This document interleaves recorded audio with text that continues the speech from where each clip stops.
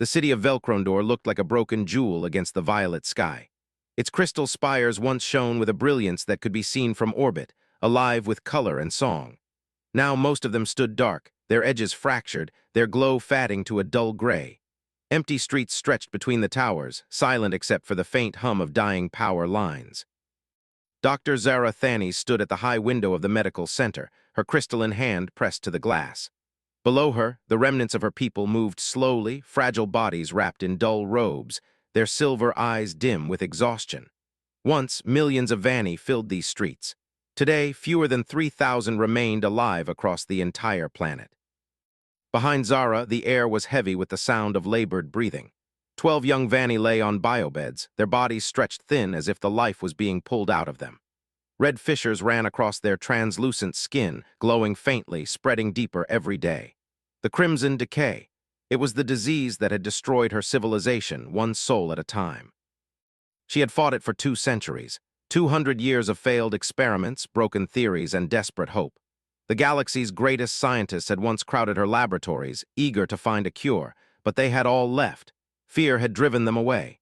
Fear that the plague might cross species, fear that their own people would be at risk.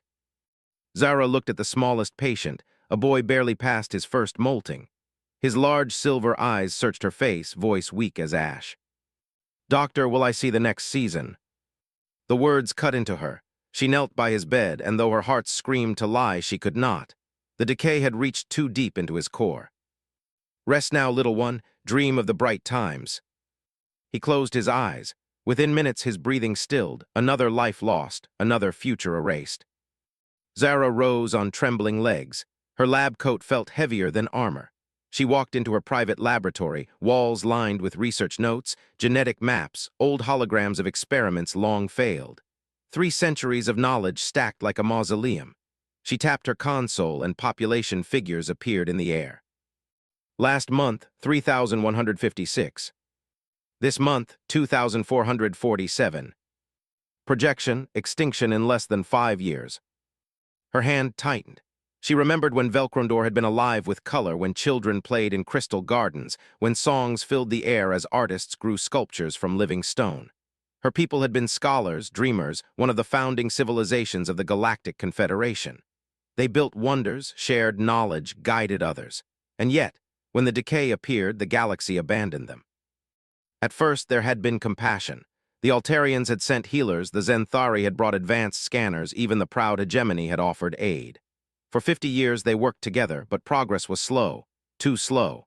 Fear grew, rumors spread, what if the crimson decay could leap across species, what if it infected others? And one by one their allies left. Excuses, emergencies, budget shortages, shifting priorities. In truth, they were afraid. The Confederation sealed trade routes, pulled back diplomats, and cut supplies. They decided the Vani were a lost cause. Now Velkrondor was alone, dying, forgotten. Zara stared at the silent comm panel. For 10 years, no signal had come from beyond their system. No one answered their pleas anymore. No one cared. Then the alarm rang. Her assistant, KTH Norin, burst in, his silver eyes wide.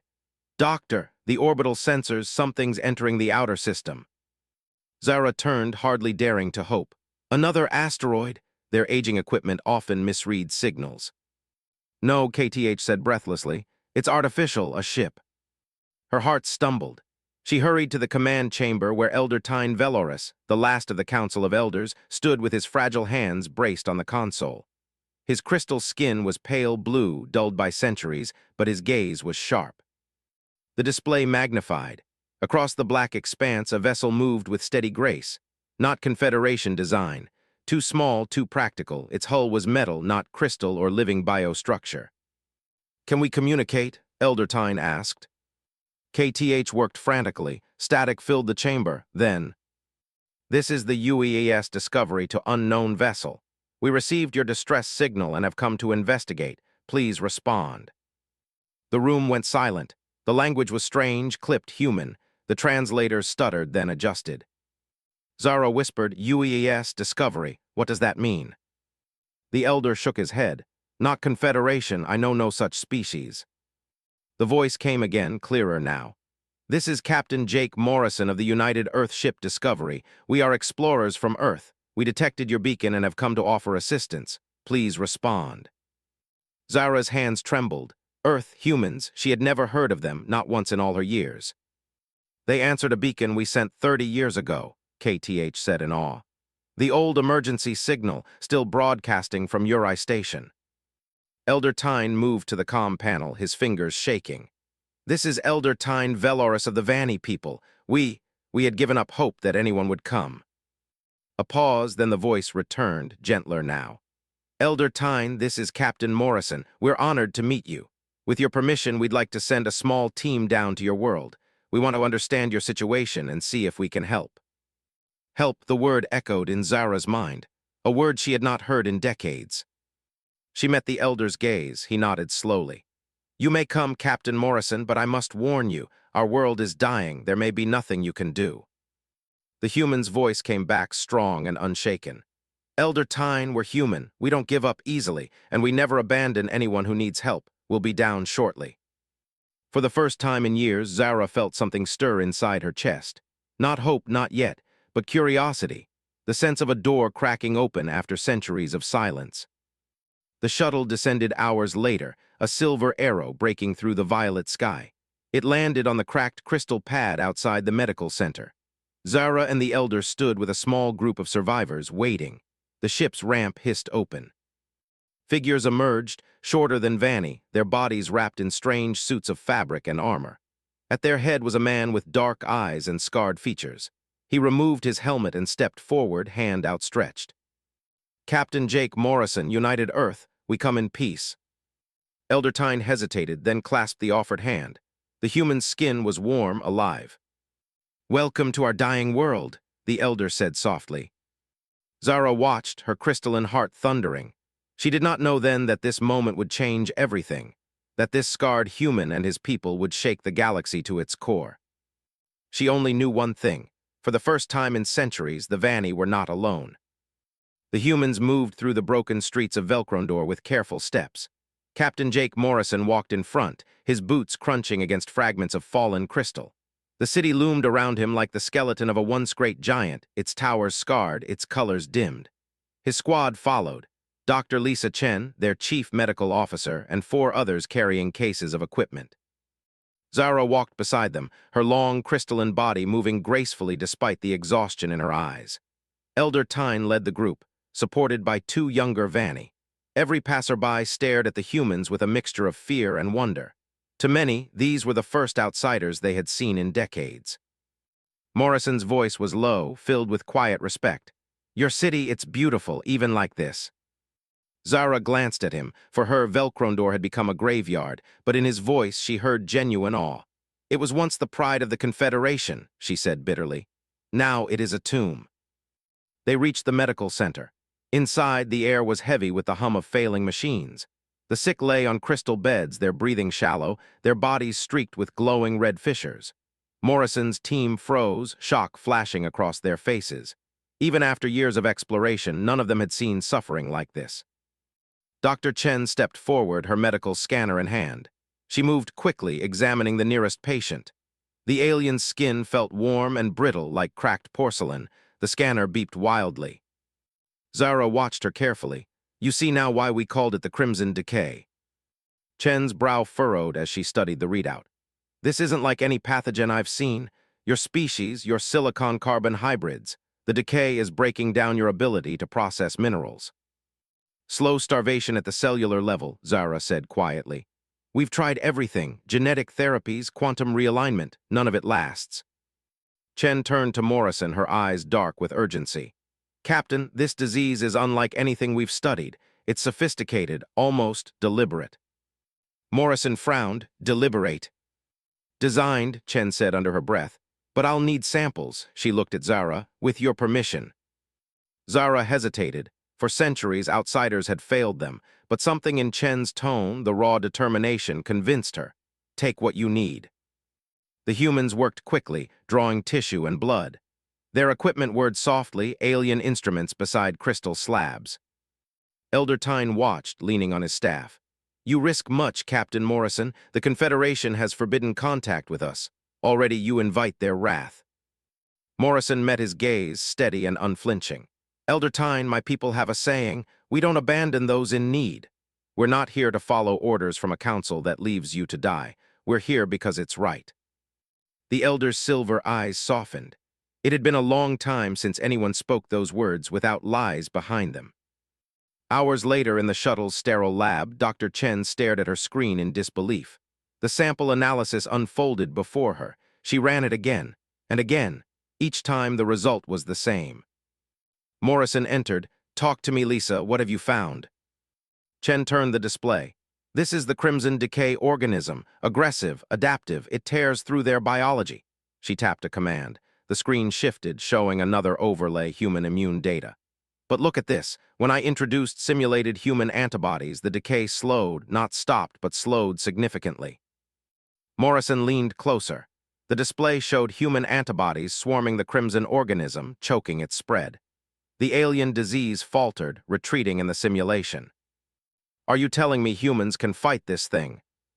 Chen's voice was cautious but hopeful. Not cure it, but delay it. Our immune systems are aggressive, more versatile than most galactic species. Harsh evolution back on Earth forced us to fight thousands of pathogens.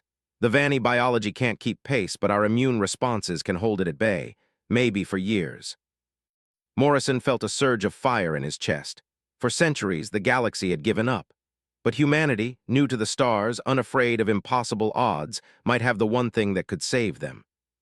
Can we synthesize treatments? He asked. Chen nodded slowly. With enough resources, yes, but our ship isn't equipped for large-scale production. At best, I can brew small doses, enough for trials, enough to give them hope. Morrison's comm crackled. Captain, Maria Santos, his communications officer, said urgently, you need to hear this. Her voice filled the cabin. We've intercepted Confederation chatter. They know we're here. They're calling the Vanny a failed experiment.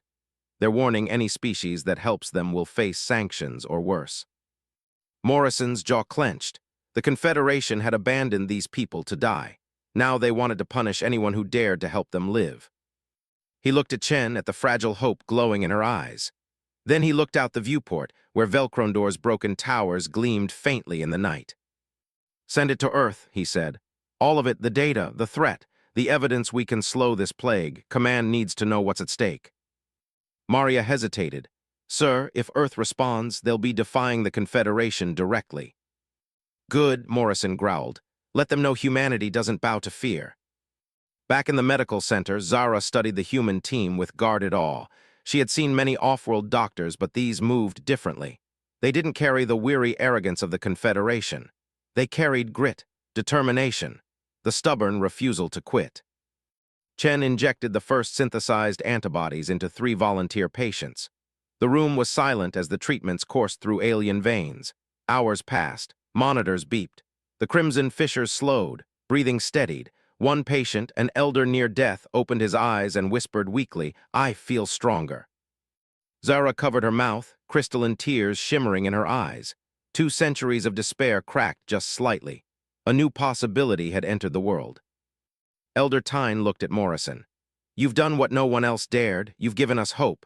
But understand this, Captain. If the Confederation discovers what you've done, they will come. They will destroy you. Morrison placed a hand on the Elder's shoulder, steady and fierce. Elder, let me tell you something about humans. We don't back down when people threaten those we've sworn to protect. You're not alone anymore, not while we're here. For the first time in years, Zara smiled. Fragile, tentative, but real. Then the alarm screamed. KTH Norin burst into the chamber, his face pale. Elder, Doctor, multiple ships entering the system, warships, Confederation signatures. The survivors froze. Morrison's comm flared alive, the voice cold and sharp. This is Admiral Vess Karen of the Confederation fleet. Human vessels, you are in violation of quarantine. Withdraw immediately or be annihilated. Zara's stomach turned to ice. The humans had lit a spark of hope, and now the galaxy had come to snuff it out. Space burned. From the bridge of the UES Discovery, Captain Jake Morrison watched lances of blue-white energy carve the dark. Confederation cruisers swept in a crescent, shields flaring like hard rain on steel. His own little line, survey cutters, a refitted hospital ship, a miner with a scarred hull, 2 cargo haulers pretending to be corvettes, held station over the dying world. Range closing, Lieutenant Park said, voice tight. They're painting us with fire control. Keep them guessing, Morrison answered. Endeavor, spin up your cutters. Harvest, prep the dispersion racks. Mercy, you are not a warship, but today you fake it. A soft chuckle came back from UEES Mercy's captain. Copy, Jake. We'll glare like the devil. Outside, stars blinked through debris. The first volley came as a sheet, Confederation discipline, full broadside, no emotion. It slammed their shields and rolled them in light. Panels stuttered. Sparks danced along a seam in the ceiling. Shields at 61, Park winced. 2, maybe 3 more waves at that intensity. Then they don't get 3, Morrison said. All ships scatter pattern wasp, keep wide and wicked. The human line broke like a flock of startled birds. UEES Harvest, a fat-bellied agricultural hauler painted the color of mud, opened her belly and vomited a glittering fog. Thousands of canisters burst into clouds of metallic powder, fertilizer, cheap and conductive. Enemy targeting beams bit into the haze and returned 100 lying answers. Target scrambling, Park breathed. They're swatting ghosts. Endeavor, Morrison said, cut them a smile. The miner's voice came back cool. Laser heads hot. The UES Endeavor wasn't born to fight, but her mining cutters could unmake stone like butter.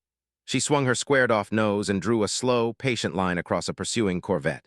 The beam was meant for rock, not armor, too tight, too honest. But it bit, and suddenly the enemy's shield flared crooked and a seam opened like a grin. The corvette rolled, bleeding light. On the planet below, the air trembled with distant thunder. Velkrondor's towers caught the flashing of the battle and threw it back as faded, melancholy glows. In the medical center's upper tier, Dr. Zara Thanes stood at a window and watched a thin ribbon of fire fall away, a ship dying without a sound. She had seen cities burn. She had held children as they became weightless in her arms. She had thought no new pain could fit inside her. She was wrong. Watching strangers bleed for her people cut a new place inside. Doctor, KTH Norin said from the doorway, breathless, Dr. Chen needs you in the lab. Zara tore herself from the window. The corridor hummed with failing power. She passed the row of biobeds where 12 patients slept under the calm lies of machines that had no more miracles to offer. She entered the lab to find a mess of human devices tangled with vanny instruments, metal beside crystal, screens beside singing pillars. Dr. Lisa Chen hunched over a table, dark hair tied back, eyes not blinking enough. She didn't look up. KTH, sing it 3 tones lower. The lattice keeps snapping. KTH Norin moved to the far wall where a column of living crystal rose like a frozen waterfall. He touched it with careful hands, and the lab filled with a soft, chiming chord, the vanny way of persuading matter to remember the form it wished to be. The tone shifted, deeper. The crystal shivered. Zara came to Chen's shoulder. You found something. Chen nodded, short and sharp, and pointed to the display. Your biology is a hybrid. Everyone knows that. Silicon and carbon hold hands. The crimson decay breaks the grip. I've been running comparisons between samples from different patients, and something was wrong. Wrong how? Zara asked. In real diseases, mutation looks like noise. Messy, irregular mean, but in your samples, Chen zoomed the image. A pattern appeared, a ladder within the lattice, repeating links like tiles. The changes are regular, every 7th bond, every 13th chain. That's not how nature plays, that's a metronome. Zara frowned. A rhythm. A rhythm with fingerprints. Chen pulled the view wider, overlaying lines.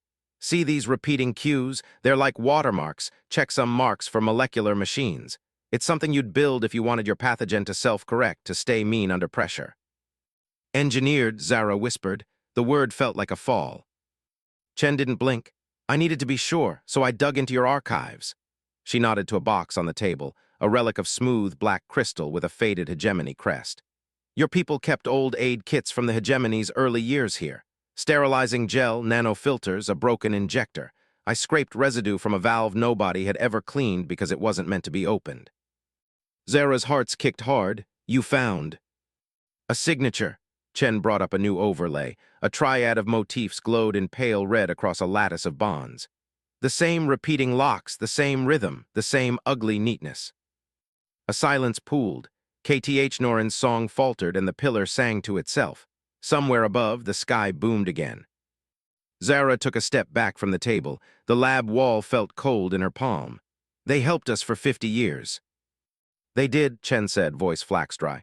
They also took measurements for 50 years. The hegemony didn't catch a disease, they tuned one. She swallowed. I can prove it. These motifs match the maintenance signatures in their own medical polymers. Same factory mind, same hand. Zara's silver eyes sharpened, shining like the heart of a storm. We show this to the galaxy. We show it to Jake first, Chen tapped her calm. Morrison, this is Chen, you need to see what we're seeing. Static, then his voice, raw with strain and ordinary warmth. Make it quick, we're juggling light and knives up here. You'll want both hands, Chen said. We found fingerprints in the decay, hegemony fingerprints. The line was quiet a heartbeat, and then, send it. KTH Norin increased the resonance a fraction, and the crystal pillar gave them a carrier tone, the Vanny way of whispering to hard places. Chen pushed the data up through tight beam, wrapped in redundancy and prayers. The lab smelled faintly of ozone and soap. Above the world, Discovery's bridge flooded with red-lit proof. Lieutenant Park's hand covered her mouth. Maria Santos crossed herself, a habit from childhood. Morrison felt something old in him crack. He had joined the service to take the good risks, to rescue miners from failed habitats, to step onto cold moons and say we're here to help. He had also made mistakes. He still woke at night to a memory of smoke and a sealed airlock and 22 names he could list without looking at the plaque. On the forward screen, Confederation ships turned clean circles and set their perfect angles. Their admiral, Ves Karen, would have a square jaw and careful hands. Morrison's mind made him, a man proud of following big orders. He breathed once, slow, then he opened a channel. All ships, this is Morrison. We have proof the hegemony engineered the Crimson Decay. It's real, it's tight. If we can push this to the networks, it changes the field. Sir, Park said, eyes flicking to threat vectors, they'll try to shut our mouths before we speak. They already are, he said, so we talk louder. The next volley came vicious and focused. Mercy took a glancing hit that flayed her portside paints. Harvest's engines hiccuped and caught again. In the chaos, Endeavor kept drawing careful scars across a frigate's pride.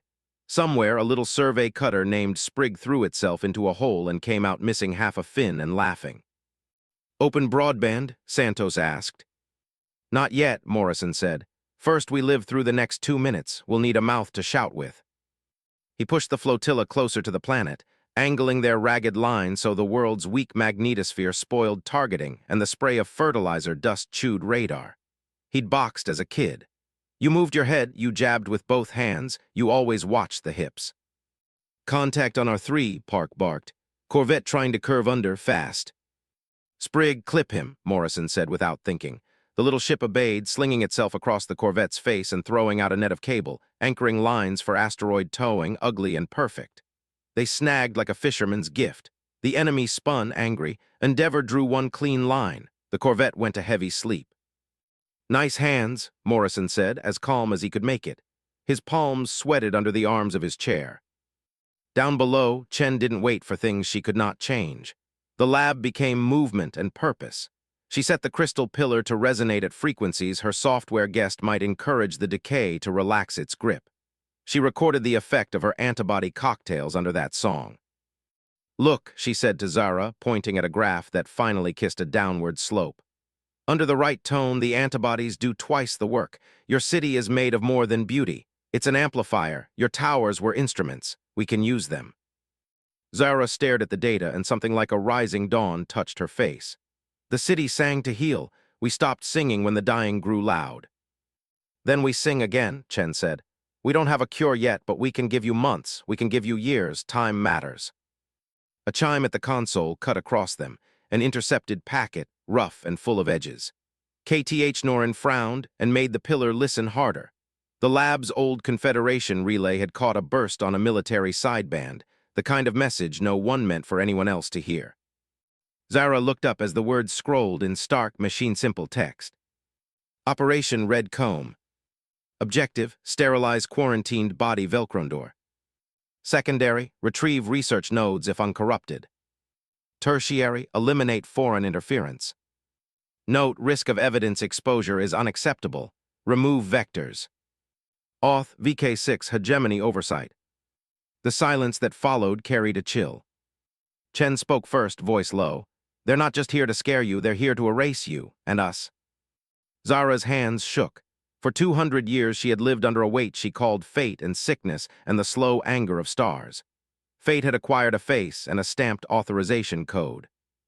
Her fear stepped aside for something older. "Send it to Morrison," she whispered. KTH Norin sent it. On discovery, the message fell onto Morrison's console like a brick through glass. Park swallowed. "Sir, authorization code is hegemony oversight."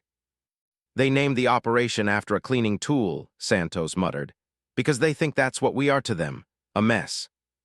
Morrison stared at the line remove vectors until the words stopped shimmering. Anger moved under his skin, steady and human.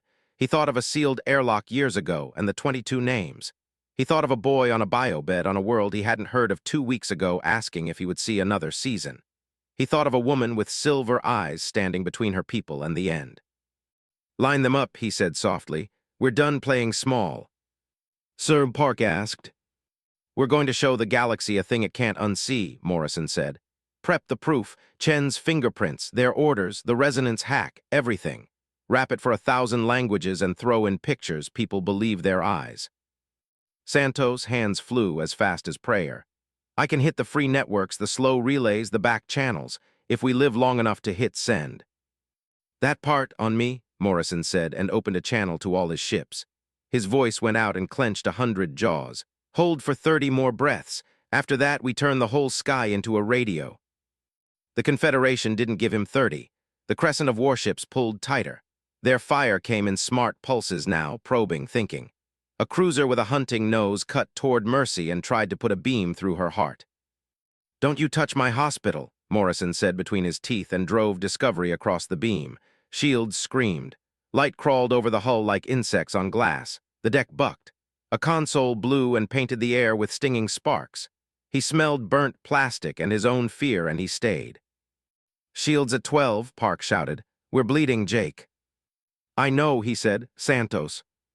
"One more bundle," she said. "Almost there, I want it perfect." "Perfection later," Morrison said. "Alive now." In the lab, the crystal pillar deepened its tone until Zara felt it in her bones. The graphs on Chen's screen bent further down. KTH Norin sang with his whole chest, the old ceremonial harmonies that had once called sprouts from rock. In the hallway, a little child sat up in a bed and told his mother he wanted soup, tiny miracles, the kind that keep hands from dropping tools. Sirens howled again, a deeper, uglier note. The ceiling lights flickered. The building shook in a way that meant something had just adjusted its mind about gravity. KTH Norin's voice broke. He grabbed the edge of the pillar. "They're targeting ground infrastructure." Zara's comm stuttered, then steadied. A tactical overlay flickered up, courtesy of the human ship with a big heart named Sprig. Red arrows bit at the planet like teeth. "Medical center is under lock." Park's voice came down from orbit, filtered and flat but still undeniably human. "They're going to cut the head." Chen looked from the pillar to Zara, from the graph kissing hope to the ceiling dust sifting down, and something stubborn rose in her like a flag. "We need 5 more minutes," she said. "We have 30 seconds, Zara answered. They were both right. The pillar sang on. The building's bones complained. On Discovery, a warning klaxon cut through every other sound. "Incoming," Park said, very calm. "Multiple ground attack torpedoes. Trajectories intersect with the medical center and the main resonance towers." Morrison didn't think. He was never more himself than when he didn't. "Endeavor, throw the net. Harvest, full dump now. Mercy, boost your broadcast dishes. Give me a mirror at coordinates I'm sending." "What are you doing?" Santos asked, fingers still racing. "Catching their knives and making them stab their own shadow," he said. "And then we scream." He sent the coordinates. He trusted his people like a hand trusts its fingers. In the same heartbeat, he opened a direct channel to Admiral Vess Karen. "Admiral," he said, voice even, "stand down. You are about to do something the galaxy won't forgive." The reply came lined with ice. "Human, leave or be removed." "You engineered a plague," Morrison said, "and we can prove it." He cut the line before he could hear the lie. Below, Zara looked up at the window. She thought she could almost see the torpedoes, a cluster of dark commas scribbling toward them. Her hands went cold and steady. She touched Chen's shoulder. "Whatever happens," she said, "thank you for singing with us." Something like a laugh broke in Chen's throat. Don't thank me yet. The lab lights flared and dimmed. The pillar's song climbed a step, the kind of step that makes a choir lean together. Somewhere far above, a miner threw a web into the dark. A farmer turned the sky to dust. A hospital ship held a mirror like a shield. The torpedoes kept coming. The torpedoes screamed down through Velcrondor's thinning sky like burning spears. Windows shattered. Towers shuddered. Families huddled in the lower levels of the Crystal City, clutching each other as the heavens tore. From the Discovery, Morrison's jaw clenched so tight it hurt. Now people net them. The UEES Endeavour fired her magnetic grapplers, anchoring lines meant to rip stone from asteroids. They whipped out into space, snagging 2 torpedoes mid-dive. The weapons shrieked as their guidance systems fought against steel tethers, tumbling end over end. The UEES Harvest followed, ejecting her last reserve of metallic powder in a glittering cloud. The enemy torpedoes passed through it, their sensors blinded by the storm of false echoes. Trajectory divergence achieved, Park reported, her voice raw but steady. 2 are tumbling, 3 wandering blind. But 4 remained locked, cutting straight toward the medical center. Mercy, give me that mirror, Morrison barked. The UEES Mercy, her hull still smoking from earlier hits, pivoted her massive broadcast dishes. Energy flared, bent, and bounced, a trick of timing and geometry. The torpedoes read the reflection as their target. At the last second, they swerved. On the ground, Zara felt the building shake, but the explosions bloomed a kilometer away, shattering an abandoned sector of spires instead of the medical ward. The air turned red with dust and light, but the hospital stood. KTH Norin collapsed against the pillar, sobbing with relief. Chen grabbed Zara's arm, eyes wide. They missed, you're alive. Zara's voice was shaking. Not missed, redirected. She looked upward, her silver eyes shining. Your people saved us again. Above, on the bridge of Discovery, Maria Santos's console chimed. Captain, transmission is out. All bundles sent. Proof of hegemony fingerprints, the sterilization orders, resonance data, all seeded across free networks. It's everywhere now. Morrison allowed himself a single breath. Then it's out of their cage. Already, comms flickered with chaos. Snippets of intercepted chatter bled across every band. Confirmed genetic watermark. Council session emergency. If this is true, we were complicit in genocide. Park's eyes widened as more feeds poured in. Sir, I think the whole Confederation just heard it. Morrison leaned forward. Good, now they get to choose what side of history they want to stand on. The reaction was immediate. On Altarian Prime, glittering cities erupted with protest. Scientists who had worked beside the Vanny for decades stepped forward in fury, confirming the evidence as real. Crowds filled the crystal courtyards, chanting for justice, demanding trials. On Zenthari Prime, where logic was law, analysts pulled the data apart and declared it undeniable. Engineered plague, hegemony signature. Government leaders, pale with rage, broadcast their withdrawal from the Confederation. In the independent systems scattered along the rim, smugglers, traders, and free captains spread the news even faster. The story burned like wildfire. The hegemony had not just abandoned the Vanny, they had murdered them. Confederation comm channels boiled. Allies questioned each other. Ships pulled back from patrols. The once mighty unity of the Confederation fractured by the hour. But on Velcrondor, there was no time to celebrate. The enemy fleet tightened its formation. Admiral Ves Karen stood on the bridge of his flagship, the Dominance, staring at the proof glowing on his tactical screen. His jaw was stone. Is it real? He demanded of his science officer. The officer hesitated. Admiral, the genetic patterns match known hegemony biotech. There is no natural explanation. Murmurs swept the command pit. For the first time, doubt crept into the Confederation ranks. Ves Karen's face hardened. It doesn't matter. Truth means nothing without power. We will burn the humans, erase the Vanny, and bury this data under fire. Sir, his aide said nervously, some captains are requesting clarification. They've received messages from their homeworlds demanding answers. Morale is unstable. Then remind them who commands this fleet, Ves Karen snapped.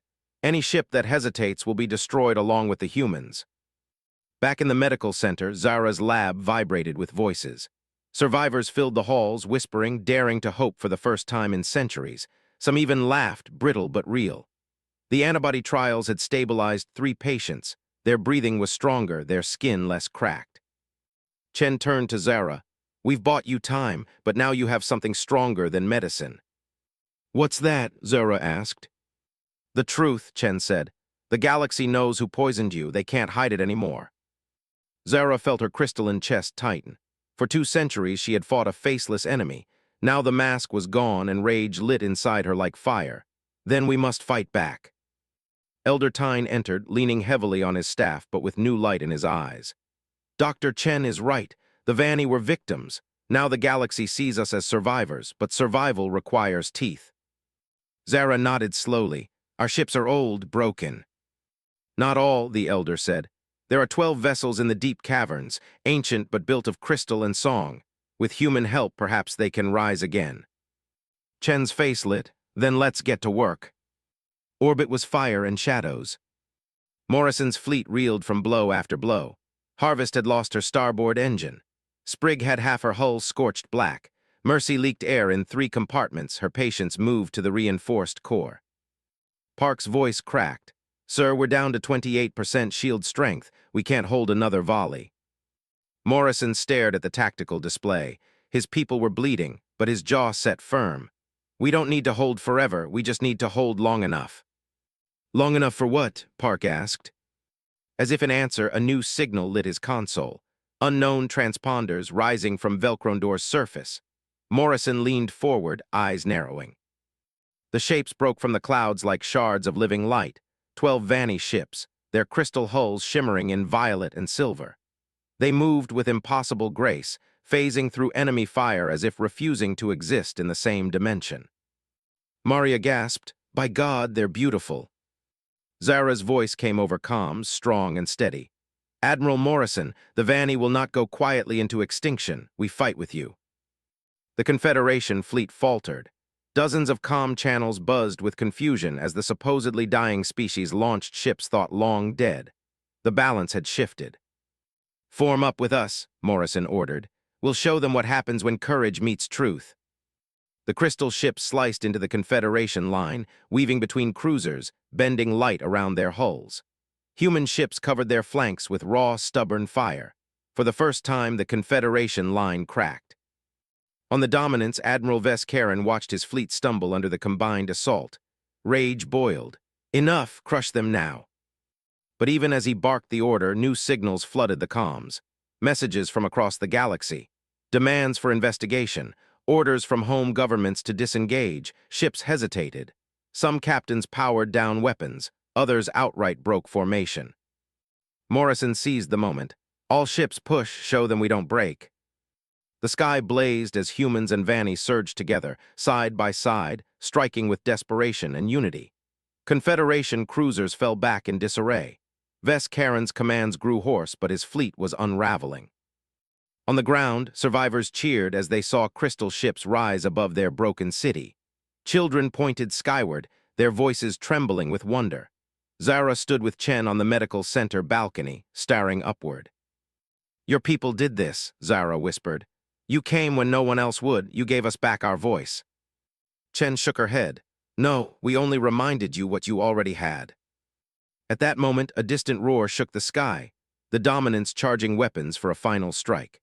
The flagship's power core lit like a false star, preparing to annihilate both human and Vanni ships in one apocalyptic blast. On the bridge of Discovery, Park's voice broke. "Captain, that shot will level the city. We can't stop it." Morrison's knuckles whitened.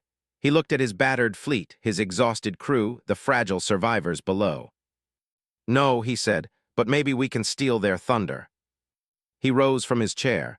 "Signal the fleet. Prepare for the hardest gamble we've ever taken." The void itself seemed to breathe. From the prow of the Dominance, Admiral Karen's weapon core burned like a small star, pulling energy into its heart. Sparks of violet plasma spat along the flagship's hull. The gathered charge was meant for annihilation. One blast to erase Velcrondor, to erase every trace of human interference, to silence the Vanni forever. On the bridge of the Discovery, Morrison stood tall, knuckles white on the railing. Around him, consoles flickered, crew bled, alarms screamed. Still, his voice was steady. They want to erase truth itself, he said low and hard. So we stand where the truth is brightest. Lieutenant Park turned to him, fear etched deep. Sir, if that shot fires, we die first. Every ship, everyone. Maybe, Morrison said, his scarred face lit by the glow of the rising superweapon. But not quietly, not alone, and not forgotten. They'll never scrub this story from the stars. Velcrondor's survivors looked upward. Children clutched at their parents as the sky cracked with growing light. The crystal towers, once humming with songs of life, trembled under the strain of forces they had never been built to endure. Zara Thani stood on the medical center balcony, Chen beside her. Can they survive that? Zara whispered. Chen's jaw was clenched. No, but sometimes surviving isn't the point. Sometimes it's showing the galaxy what it means to fight. Zara's silver eyes glistened. To fight when hope is gone. Chen nodded, to fight anyway. The human fleet moved. 23 battered vessels swung into a wedge, their hulls patched with plates scavenged from mining rigs and cargo bays. Beside them, 12 Vanny ships, living crystal and quantum light, slid into formation. Together, they looked fragile, laughable against the gleaming crescent of Confederation warships. But they moved with purpose. Push us dead center, Morrison ordered. We'll take the brunt. Jake, Park whispered, breaking the protocol of titles. This is suicide. Morrison didn't look at her. His eyes stayed locked on the enemy. Better a suicide that saves a world than a retreat that damns it. On the Dominance, Vescaren's officers shifted uneasily. The Admiral barked at them, his voice thunder in the sterile command pit.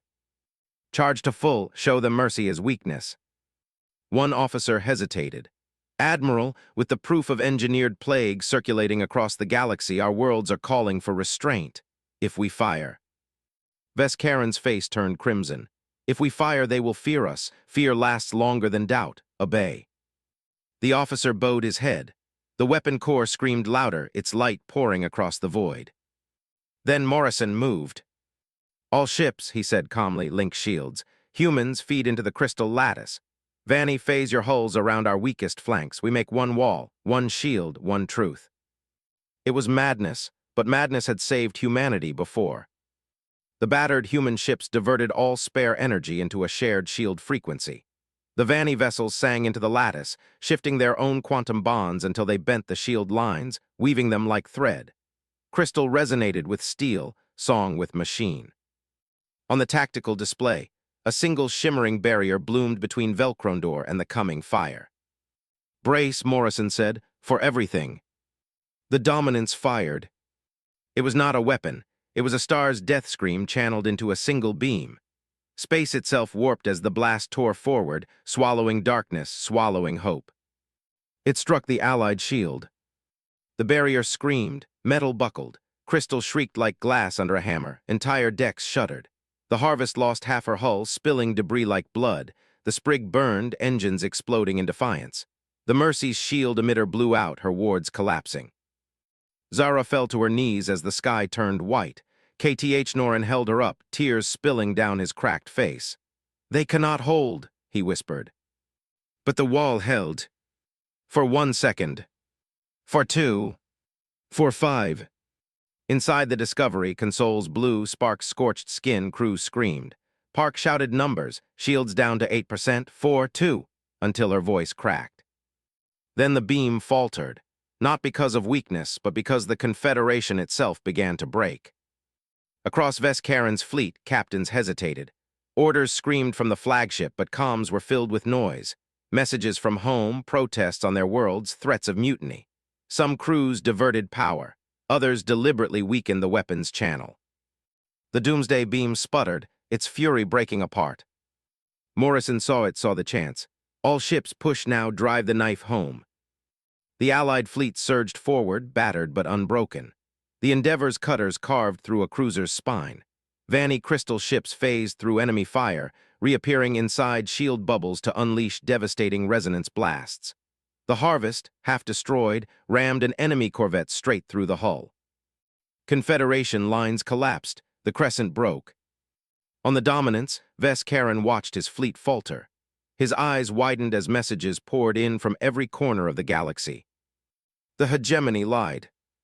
The Vanny were murdered. Stand down or stand trial. His own officers stared at him, their loyalty fractured. For the first time, Veskaren felt fear. On Velkrondor, the medical center erupted in cheers. Survivors wept openly as they watched their crystal ships and the fragile human fleet carve hope into the void. Zara clasped Chen's hands. "You gave us back our voice," Zara whispered, "and now we will not be silenced." Chen squeezed her hand tight. "Then let's finish this together." Morrison stood, burned and bleeding, as the Discovery rolled hard to avoid another strike. Park was pale, blood streaking her cheek. Maria's console smoked, but her voice was firm. "Captain, every major relay is carrying the data. The truth has spread to hundreds of worlds. The Confederation can't erase it now." Morrison exhaled, the weight of it sinking in. "Then we've already won. Now we just need to survive long enough to see it." The Dominants turned, engines flaring, not an attack, but retreat.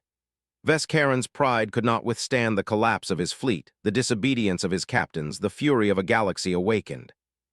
"Admiral," Park cried, "they're pulling back." The bridge of the Discovery filled with stunned silence. Then Morrison spoke, his voice raw but unshaken. "Let them run. They'll find no refuge in the shadows anymore." The Confederation fleet was gone. The void above Velkrondor, once aflame with fire, now shimmered with drifting wrecks and trails of dying light. For the first time in centuries, the Vanni sky was free. On the Discovery, the crew sat in silence, their consoles sparking and flickering, the smell of burned metal thick in the air. They had survived the impossible, but Morrison's gaze stayed fixed on Dr. Chen's trembling hands. She pushed the data to the central display. The crimson lattice of the plague's genetic code unfurled, red veins pulsing in holographic light. Her voice was low, shaking with something more than exhaustion. "This was never just a disease." She highlighted repeating patterns buried in the sequence. "It's a framework, a weapon platform. The Crimson Decay was engineered not only to kill the Vanni, it was built to adapt. With minor modifications, it could target any species in the galaxy." The bridge fell silent. Park whispered, "A blueprint for genocide." Zara's voice came across the comm from the surface, sharp with fury. "They tested it on us, perfected it. Our extinction was only the beginning." Morrison's chest burned. "How many more?" Chen looked ill. "As many as they want. With this framework they can craft plagues like artists, different races, different weaknesses, a factory of death." In the Confederation's core worlds, the galaxy was unraveling. On Altarian Prime, mobs stormed the Senate Tower, smashing banners of the Confederation. Scientists took the stage, shouting the truth into the air. The hegemony had engineered genocide. On Zenthari Prime, their rulers issued a cold, logical declaration. "We were deceived. Trust is broken. We withdraw from the Confederation effective immediately." Their fleets turned inward, shields raised against their former allies. Even among the hegemony's own client worlds, cracks spread. Soldiers asked why they had been ordered to slaughter innocents. Officers whispered of trials, of betrayal. The Confederation, once an iron fist, was fracturing. Back on Velkrondor, Morrison's boots echoed through the medical center halls. Survivors rose as he passed, reaching for his hands, whispering words he couldn't understand but felt in his bones. Gratitude, hope, rebirth. He found Zara in the lab, her crystalline form lit by the soft glow of the resonance pillar. Chen was beside her, already running models of how to rewrite the plague into its opposite, into a cure. Zara turned as Morrison entered. Her silver eyes burned like stars reflected in water. "We know the truth now. The galaxy knows, but truth alone is not enough. They will come again. They will try to bury us again." "They'll try," Morrison agreed. "But now you're not alone, and neither are we." Elder Tyne hobbled forward, leaning heavily on his staff. His voice, though cracked with age, carried a new strength. "For the first time in centuries, our people believe survival is possible, but we cannot do it alone. The Confederation has shown its true face. We must build something new, together." Morrison looked at Chen, at Zara, at the weary survivors beyond the door. The thought forming in his chest was dangerous, but it was the only path forward. An alliance, not of power or fear, but of those who refused to bow, a free world's alliance. The seeds of rebellion spread faster than light. Messages left Velkrondor and leapt across comm channels, pirate relays, smuggler bands. Within days, systems began declaring allegiance to the whispered idea, a new coalition built not on dominance but on mutual defense and compassion. Some were small worlds, long crushed under Confederation taxes. Others were proud species who had quietly feared hegemony ambition for centuries. Now they had proof. Now they had a banner. But rebellion invited war. On the Dominance, Admiral Ves Karen stood in the shadow of his masters. The Hegemony Council chamber was carved from obsidian stone, walls lined with banners of conquest. The counselors, towering figures armored in tradition and arrogance, listened as Ves Karen delivered his report. He spoke of human defiance, of Vanni resurgence, of fractured fleets and spreading unrest. When he finished, silence filled the hall. Then one counselor, his voice dripping with venom, said, "You failed to cleanse them." Ves Karen bowed low. The human broadcast destroyed cohesion. Without unity, our fleet could not. "Excuses," the counselor snapped. "You will crush this alliance before it becomes a flame, and if you cannot," his eyes narrowed like knives, "then you will be replaced." Ves Karen left the chamber trembling. For the first time in his long career, doubt gnawed at him. Could the Confederation truly stop a galaxy that no longer feared it? On Velkrondor, the Alliance was being born. The 12 crystal warships, once hidden relics, were reborn with human hands patching their broken cores. Engineers crawled across their living hulls, connecting steel to song. The Vanni taught the humans to weave resonance into shields. The humans taught the Vanni how to turn mining cutters into weapons. In the medical center, Chen and Zara worked side by side, sleepless, their voices hoarse from endless experiments. Antibody cocktails merged with resonance fields. Slowly, they turned the crimson decay into something new, a treatment strong enough not just to slow the disease, but to reverse it. The first patient to receive the hybrid cure gasped as red fissures faded from his skin. He sat up, eyes bright. I can breathe again." The hall erupted with cries of joy. Zara wept openly, her crystalline body glowing brighter than it had in centuries. "We are healing," she whispered. That night, under the fractured towers of Velkrondor, Morrison stood with Elder Tyne before a crowd of survivors and human crew. Torches of crystal light burned around them. Elder Tyne raised his staff. "Once we were alone in our dying. Now we stand together in our living. The Confederation sought to erase us. Instead, they have awakened something stronger. Not an empire, not a dominion, but an alliance of free peoples, bound by the promise that no one faces extinction alone." The crowd roared. Humans and Vanni alike raised their hands to the night sky. Morrison stepped forward, his voice carried across the square. "We're not the strongest, not the richest, but we have what the Confederation never understood: trust, compassion, the will to fight for more than ourselves. That's why we'll win." The cheer that followed shook the city like thunder. But in the shadows, Zara's comm unit crackled with a new message. A tight beam transmission, scrambled, origin unknown. She stepped aside to answer it. The voice was ragged, weary. "This is Admiral Ves Karen defecting. I have information. The hegemony has built more plagues, entire arsenals. If we do not stop them, no world will be safe." Zara froze. The galaxy's greatest hunter now sought shelter among the hunted. The message hung in the air like a ghost. Admiral Ves Karen, the same man who had ordered Velkrondor's destruction, the butcher who had fired on human ships without hesitation, now claiming to defect. On the Discovery's battered bridge, silence weighed on the crew. Park stared at the decrypted text, her lips tight. "Sir, we can't trust him. He tried to kill us all." Maria Santos added, "He's hegemony to the bone. This could be bait, a ploy to draw the Alliance out into the open." Morrison stood at the center, scarred face lit by the flicker of failing consoles. His eyes stayed locked on the words. Information on bioweapon laboratories, proof of multiple plagues. "If he's lying," Morrison said slowly, "we risk annihilation. If he's telling the truth, we have the chance to stop the hegemony's war before it devours half the galaxy." Zara's voice came across comms from the surface. Her tone was sharp as glass. "This is the same man who signed the order to sterilize my world. My people will never forgive him. But if his knowledge can prevent what was done to us from being done to others, then we must listen." Chen leaned on the rail, exhausted but fierce. "We don't have the luxury of pride. If he really knows where those labs are, we have to take the chance." Morrison's hand curled into a fist. Then we hear him out, but on our terms, in the open, where the whole alliance can see. The meeting was held in the ruins of Velkrondor's central council chamber. The vast crystal dome, once the heart of galactic diplomacy, now stood cracked and dark. Survivors lit its edges with glowing shards of resonance crystal. Around the chamber floated representatives of dozens of species, some in person, some by hollow projection. It was the first true council of the Free Worlds Alliance. Morrison stood at the center. Beside him, Dr. Chen, her hands still stained with hours of medical work, Zara Thanes, her crystalline skin glowing faintly with renewed strength, and Elder Tyne, leaning on his staff but standing straighter than he had in decades. Then the doors opened.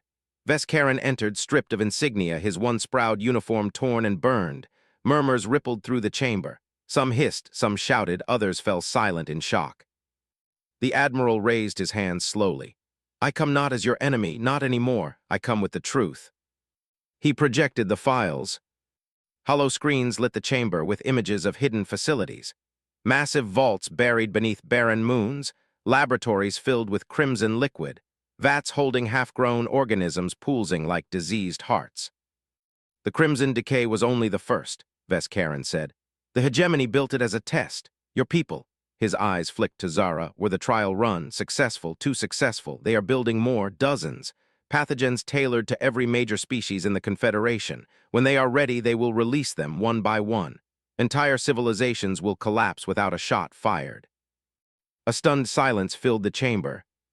Finally, a Zenthari envoy, her geometric body glowing cold blue, spoke.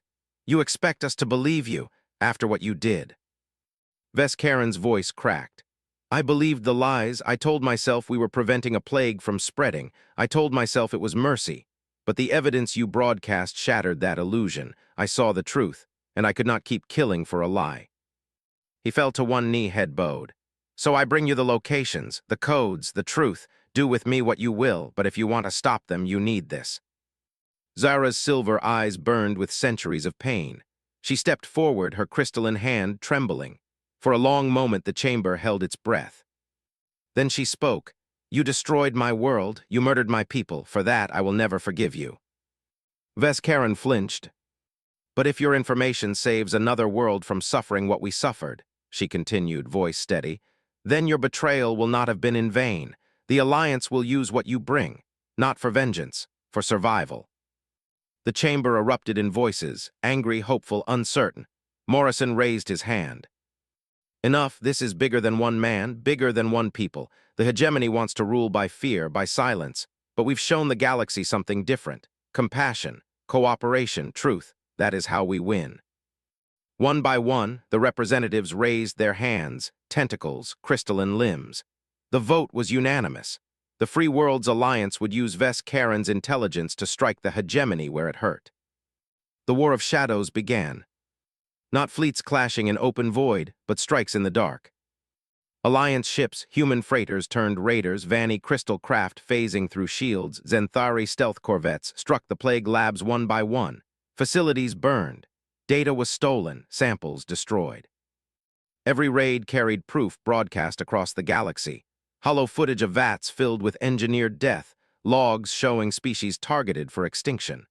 The hegemony's name became synonymous with betrayal. World after world broke from the Confederation, swearing allegiance to the Alliance. The galaxy, once cowed by fear, now boiled with rage. The war lasted 3 years. It was fought not with brute force, but with cunning. Alliance ships used guerrilla tactics, ambushes, sabotage. The Vanny's quantum resonance technology merged with human ingenuity, producing weapons the hegemony could neither predict nor counter. More importantly, the Alliance fought for hearts and minds. They rescued refugees, healed the sick, rebuilt shattered colonies. Where the Confederation brought silence, the Alliance brought hope. And hope proved more powerful than fear. In the final year, Veskaren himself led an Alliance strike deep into hegemony territory. His knowledge of their codes and tactics turned the tide. In his last act, he transmitted every file he had stolen to the galaxy before his ship was torn apart in fire. He died as a traitor to the hegemony, but not to the truth. 5 years after the first human ship landed on Velkrondor, Admiral Jake Morrison stood once again in the rebuilt capital. now renamed New Thanes in honor of the doctor who had never stopped fighting. The crystal towers gleamed brighter than ever, woven with steel and song, glowing with the combined artistry of a dozen worlds. Human apartments stood beside Vanni gardens, Zenthari structures beside Altarian spires. Children of every species played together in the streets, their laughter echoing against the sky.